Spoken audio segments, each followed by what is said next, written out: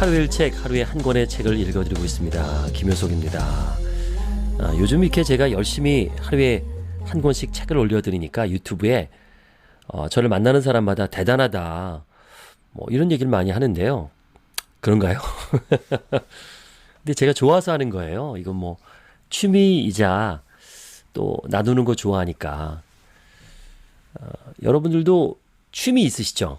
저는 책을 좀 빨리 보거든요. 그리고 책을 통해서 되게 많은 것을 얻어요. 근데 혼자만 갖고 있기엔 너무 아까운 거잖아요. 우리 인간은 이렇게 나누고 싶은 본능 욕구가 있어요. 그리고서 베풀고 사람들이 고마워했을 때 행복감을 느끼거든요. 그런 의미에서 이렇게 하고 있고요.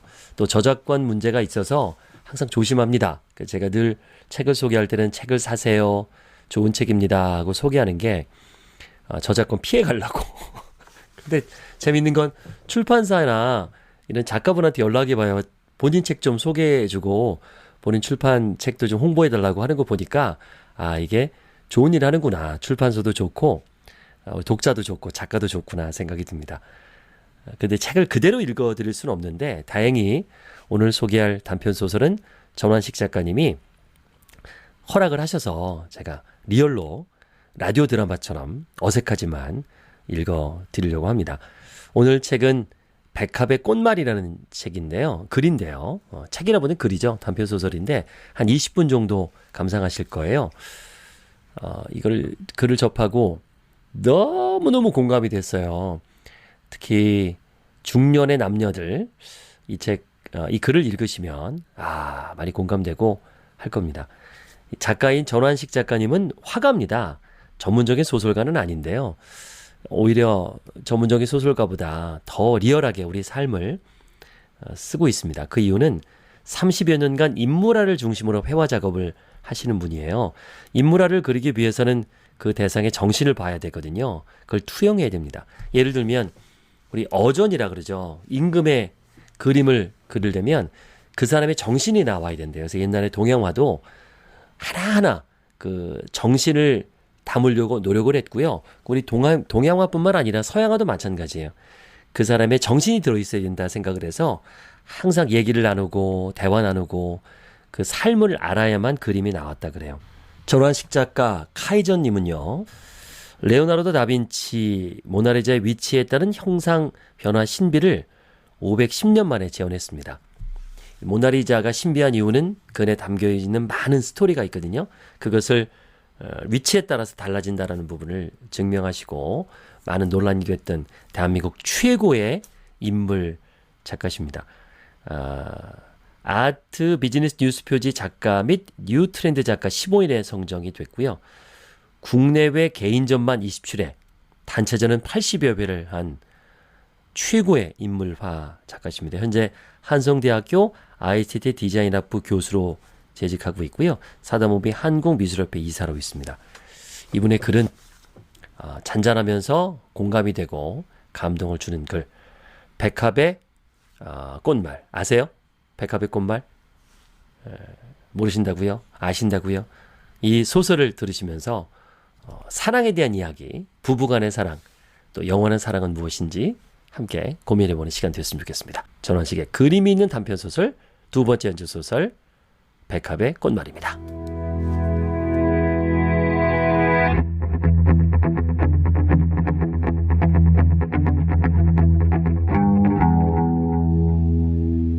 멧돼지가 달려오고 있었다. 곡식이 가는 계절, 텃밭에는 노루, 고라니, 멧돼지 등등이 수시로 들이닥쳐 밭인지 뭔지 분간이 안 될 지경으로 만들어 놓는 경우가 많았다. 용수는 특히 작물의 뿌리까지 파헤쳐 놓는 고라니와 멧돼지를 싫어했는데 오늘은 어미 멧돼지가 새끼 7마리 8마리까지 데리고 왔다. 인기척이 있으면 보통은 피해가는데 낮에 더덕주를 한 사발 마신 탓에 텃밭 옆 풀밭에 잠자고 있던 용수를 멧돼지들이 보지 못했나 보다. 잠을 자던 용수는 이상한 소리에 눈을 뜨자 새끼 멧돼지 한 마리가 있었다. 이놈의 돼지 새끼! 용수는 작대기를 집어들고 그동안의 분풀이로 새끼 돼지를 한 대 때렸다. 용수는 잠결인데다 아직까지 주변에 어미 돼지가 있다는 것을 몰랐다. 꽥! 소리를 지르는 새끼 돼지 소리에 어미 멧돼지가 용수를 향해 달려온 것이다. 용수는 혼배백산하여 도망을 쳤지만 어미 멧돼지는 엄청난 속도로 달려왔고 용수를 그대로 들이받아버렸다. 나둥고라진 용수를 더 해코지 않고 돌아간 것이 천만다행이었다. 겁을 잔뜩 집어먹은 용수는 땅바닥에 코를 박고 엎어진 채로 그냥 있었다. 주변이 조용해진 한참 뒤 용수는 부들부들 떨리는 다리로 돌아올 수 있었다.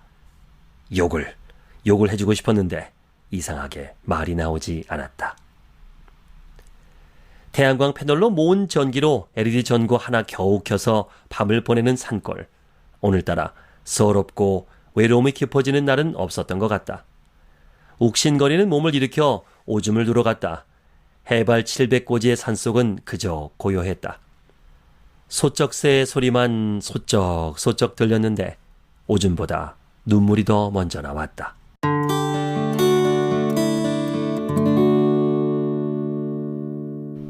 여보, 정말 가야겠어요?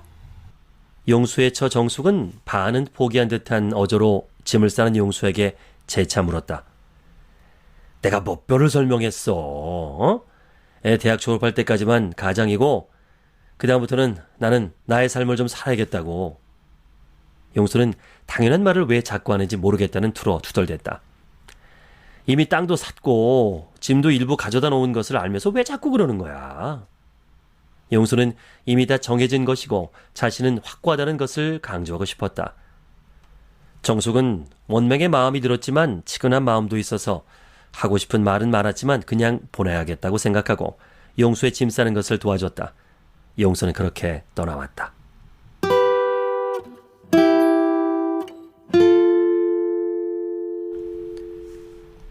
정숙은 용수를 직장 생활할 때 만났다. 용수는 매우 성실했고 잘생긴 것은 아니었지만 웃는 얼굴이 참 보기 좋은 사내였다. 정숙과 용수는 비밀리에 사내 연애를 시작했는데 몇 달 뒤에 대성이가 팀장으로 입사하기 전까지는 둘은 너무나 행복했다. 정숙은 대학 시절 대학 홍보 사절로 학교 홍보물에 커버 사진을 장식할 정도로 미모가 출중했다. 그런 정숙을 대성이는 입사하자마자 좋아하게 됐고 의도치 않은 삼각관계는 만들어졌다. 대성은 MIT 공대 박사 출신으로 생체 모방 로봇을 개발한 팀원 중 한 명이다. 실력이 출중한 대성은 거기에다 한술 더 떠 잘생기기까지 했다. 자신감 넘치는 대성은 공공연하게 정숙에게 꽃바구니를 보내고 회식 자리 건배사를 이렇게 떠들곤 했다. 우리 연구소는 활기찬 것은 좋은데 이때는 자유분방한 분위기로 집중이 안 될 때가 있어요. 우수한 연구 성과를 위해서 좀 더 정숙한 분위기가 필요해 보입니다. 제가 정숙한이라고 하면 여러분은 연구소라고 외쳐주십시오. 이게 뭔 개똥 밟는 소리인가 싶지만 무슨 말인지 모두 알고 있었다. 대성의 느끼한 눈길이 정숙을 향하는 것을 용수는 외면하려 애를 썼다. 그렇게 시간이 지나 땀이 비올 듯한 더운 여름 점심시간 회사 먹자골목에서 대성이와 정숙이 함께 나오는 것을 용수가 목격했다. 그날은 로봇의 무게중심에 따른 걸음걸이 패턴 프로그램을 용수가 주도하여 조종하는 날이었는데 용수는 애꿎은 최 연구원을 나무라며 짜증을 냈다.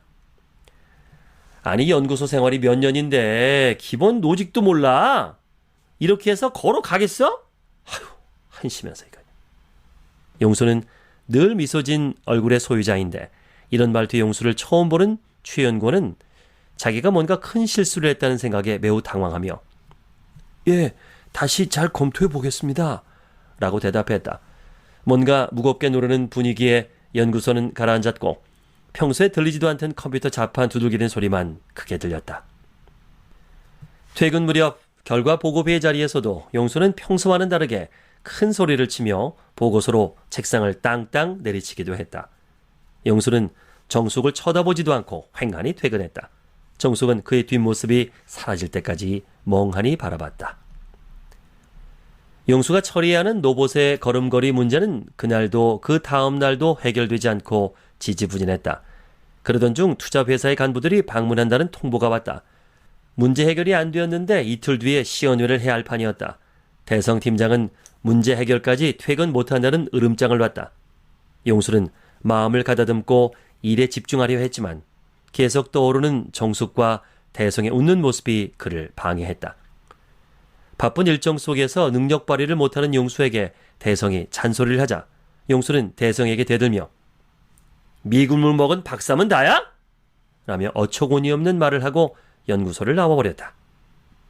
황당한 상황에 모두 어안이 벙벙하여 가만히 있을 수밖에 없었고 시연회는 대성과 정숙이 마무리했다. 용수는 그날 이후로 연구소를 가지 않았다.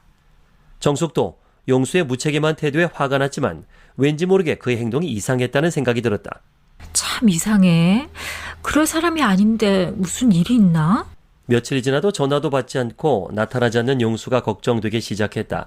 정숙은 오늘은 그의 집으로 찾아가겠다고 마음먹고 퇴근 시간만 기다렸다. 용수의 집에 도착한 정숙은 문 앞 계단에 앉아 용수가 오기만을 기다렸다.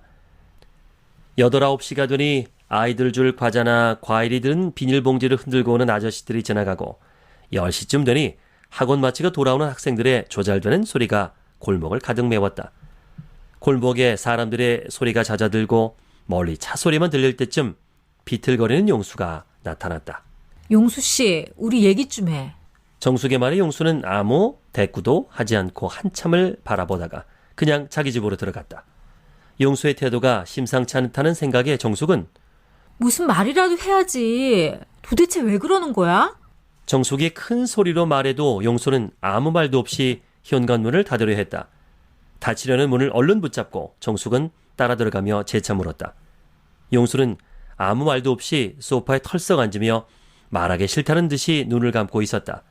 정숙은 그의 태도가 못마땅했지만 얼마 전부터 미소가 사라진 그의 얼굴이 수심이 가득 찬 그의 얼굴이 안쓰러워 그의 곁으로 다가가 말을 붙여보려 했다. 거실에 불을 켜니 소파 앞에 놓인 시들은 꽃다발과 카드, 반지함이 보였다. 정숙은 여자의 직감으로 자기에게 주려는 것이라는 생각이 들었다. 용수 씨, 이게 뭐야? 나 주려는 거였어? 용수는 아무 말도 없었고 말을 기다리다 못해 정숙은 카드를 열어봤다. 사랑하는 정숙에게 우리 사귄 지 500일이 됐네. 백합과 이 반지가 나의 마음을 모두 대변할 수는 없지만 내 사랑의 진심을 받아주길 바래. 라고 쓰여 있었다. 정숙은 연애 초기 놀이동산에 함께 놀러 갔다가 피어있는 백합을 보며 용수 씨, 백합의 꽃말이 뭔지 알아? 순결, 변함없는 사랑이야. 나는 백합의 변함없는 사랑이라는 꽃말이 아주 좋아. 라고 말했던 것이 기억났다. 고맙기도 했으나 순간 화도 났다. 변함없는 사랑이라고 해놓고 지금은 정숙을 모른 척하는 이 태도는 뭔가? 정숙은 뭔가 따져야겠다는 생각이 들었다. 용수 씨, 용수 씨, 일어나서 눈 뜨고 얘기 좀 해. 이 꽃과 카드는 뭐고 나에게 지금 하는 태도는 뭐야? 뭐가 이렇게 앞뒤가 안 맞아? 정숙이 감정 섞인 목소리로 따져 물으니 그제야 용수도 일어나 앉았다. 바로 뭐라고 얘기할 것 같았는데 용수는 한숨만 길게 쉬고 가만히 있다 입을 떼려고 하다가 다시 한숨을 길게 쉬고는 집에 가 라는 말을 했다. 정숙은 답답하고 서운하며 화가 나는 묘한 감정들이 한데 섞이며 울음이 나왔다. 뭐가 그렇게 문제인데? 왜? 왜? 정숙이 따져 묻자 그제야 용수는 힘들게 한마디 했다. 나 며칠 전 500일 되던 날 이거 주려고 그리고 고백하려고 너 찾았는데 아침부터 너하고 팀장하고 없더라. 전화도 안 받고 점심시간에 꽃집에 꽃다발 주문하고 나오는데 너와 팀장이 먹자골목에서 웃으면서 나오는 거 봤어. 둘이 너무 좋아 보여서 언제부터 사귄 거야? 최근에 팀장하고 같이 있는 시간이 많더라. 정숙은 기가 막혔지만 순진한 용수가 하는 말이 싫지가 않았다. 용수 씨 바보야? 직장 상사하고 밥 먹으면 사귀는 거야? 그런 억지가 어딨어? 그리고 난 팀장이 하는 말이나 행동에 아무런 관심도 없어. 사실 로봇의 균형과 보행에 관한 운동 역학을 재현한 기술은 매우 중요하고도 난이도가 높은 일이어서 이것을 잘 처리하면 매우 큰 성과로 인정받는다. 정숙은 그 일을 용수가 주도하게 하려고 얼마 전부터 시간 날 때마다 팀장에게 용수의 장점을 설명하고 있었다. 그날도 팀장이 특수 학금을 만드는 업체 회의에 함께 간 것뿐이었다. 당시 정숙은 이렇게 생각했었다.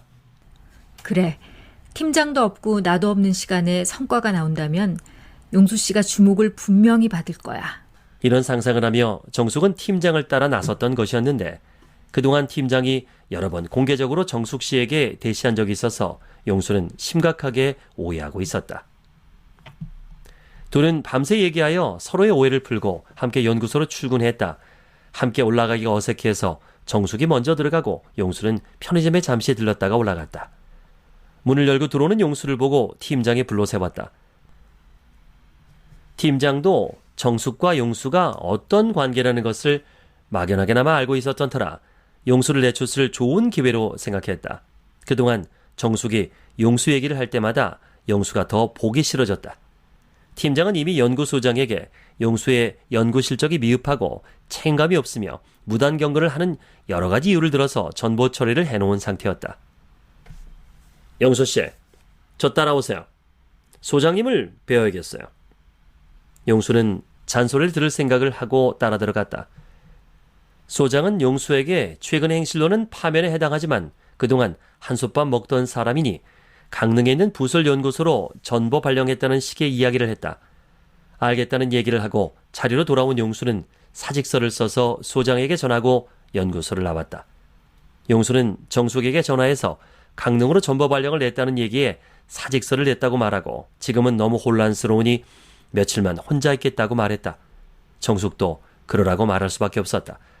첨단 연구를 하는 서울과는 다르게 강릉연구소는 결과 테스트만 하는 곳이어서 용수에게는 어울리지 않는다는 생각이 있어서였다. 1년이라는 시간이 지났지만 용수는 마땅한 연구소를 찾지 못했다. 로봇 공학을 하는 연구소가 몇 개 없는 것도 이유였겠지만 사회성 부족한 용수의 태도도 문제였다. 그런 저런 이유로 결국 용수는 인간형이거나 동물형의 인공지능이 탑재된 재난구조용 로보틱스 연구소가 아닌 산업 로봇을 제조하는 회사로 들어갔다. 직장을 얻고 나서 정숙과 결혼도 했다. 정숙과 결혼하여 행복하기는 했으나 늘 잘못된 길을 가는 것 같았다. 아무리 먹어도 허기진 것 같은 기분이 들었다. 정숙이 과학기술정보통신부 장관상을 받는 날 축하객으로 온 예전 연구소 직원들을 볼 때 분명 기뻐해야 할 날인데도 불구하고 헛헛한 기분을 감출 수가 없었다. 그런 시간들이 지나며 자신의 꿈을 이루지 못했다는 생각이 많은 용수는 주말만 되면 산으로 갔다. 산봉우리에 올라 탁 트인 하늘을 보면 왠지 가슴속에 무언가가 해소되는 것 같았다. 어느 가을 낙엽이 예쁘게 물들던 날 아들과 함께 산에 올랐는데 아들이 물었다. 아빠, 아빠도 엄마처럼 휴머노이드 연구했다며? 용수는 길게 말하고 싶지 않았다. 아들은 아빠는 지금 왜 그런 일을 안 하고 옛날식 산업 로봇을 만드냐를 묻고 싶었던 것 같았다. 아들이 또 무언가를 물어볼 것 같아 용수는 약수터에 가자고 걸음을 옮겼다. 돌아오는 길에 아들은 피곤했는지 차 안에서 골아떨어졌고 용수는 눈이 초롱초롱했다. 오는 내내 용수는 자기의 인생 전반에 걸쳐 생각했다. 아들을 들여보내고 용수는 집에 들어가지 않은 채 동네 치킨집에 가서 맥주를 들이켰다. 저녁 먹을 시간쯤 되자 정숙에게 전화가 왔다. 용수는 취한 목소리로 나중에 들어간다. 밥 안 먹는다라며 전화를 끊었다. 걱정이 된 정숙이 아들의 식사를 챙겨주고 치킨집으로 쫓아왔다. 당신 뭐 걱정거리라도 있어? 당신은 항상 속내를 안 보이더라. 내가 다 이해해 줄 테니 말해봐. 우리는 부부잖아. 정숙이 다정하게 말하는데도 용수는 맥주만 들이킬 뿐 말을 안 했다.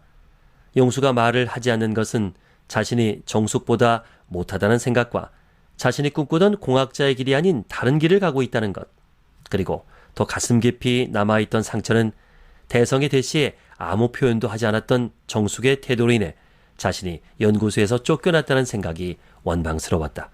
그런데 정숙의 입장에서 생각하면 그렇게밖에 할 수 없었던 것도 잘 알고 있었다.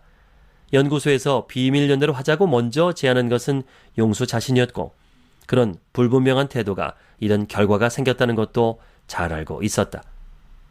하고 싶은 말은 많은데 할 수 있는 말이 없어 용수는 나 좀 내버려둬. 나도 내 인생 살고 싶다고. 라고 소리를 버럭 질렀다.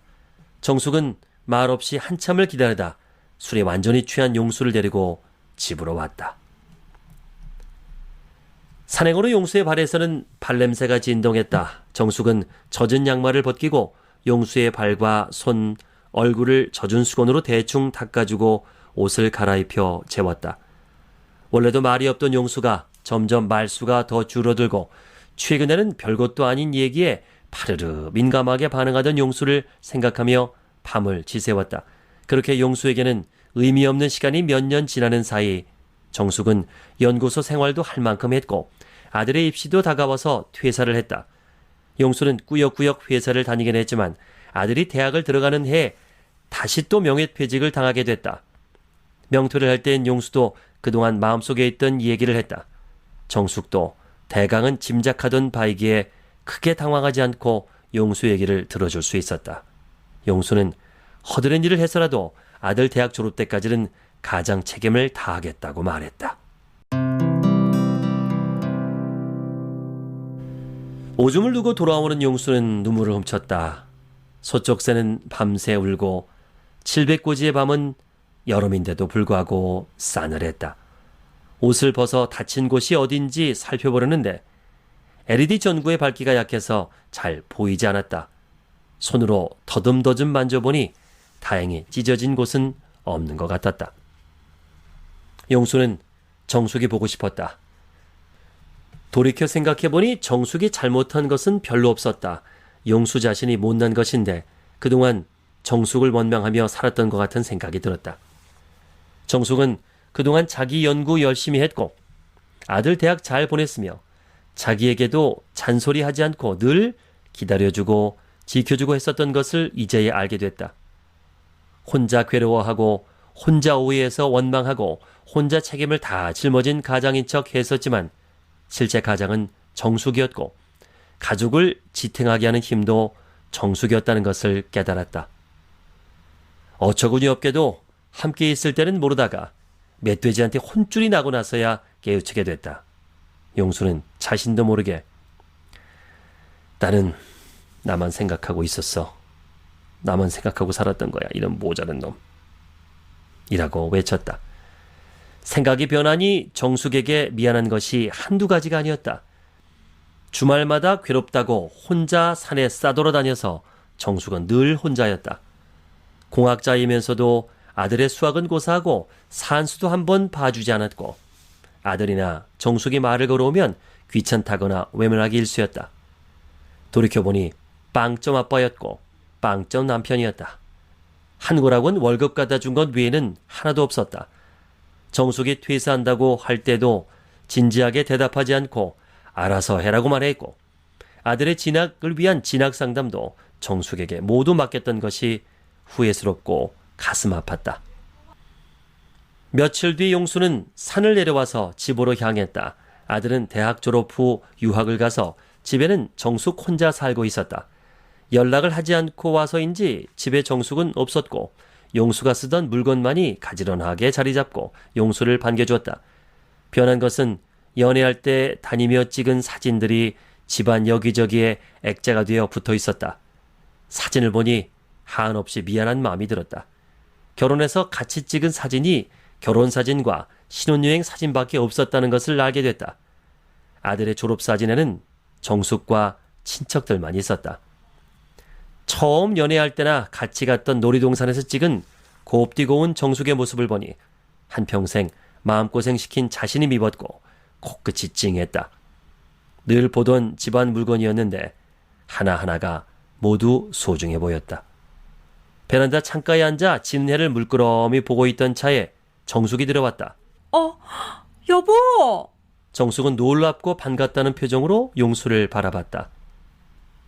용수는 백합 한 다발을 정숙에게 내밀며 내가 너무 잘못했다는 것을 알았어.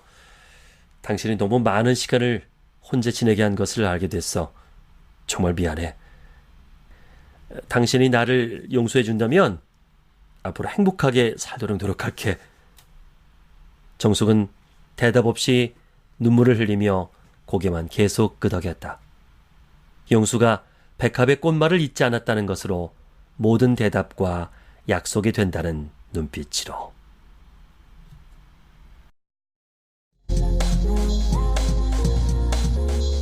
김효석의 하루 일책 도움이 되셨나요? 구독과 알람 눌러주세요. 그럼 매일 올라오는 영상을 자동으로 받아보실 수 있습니다.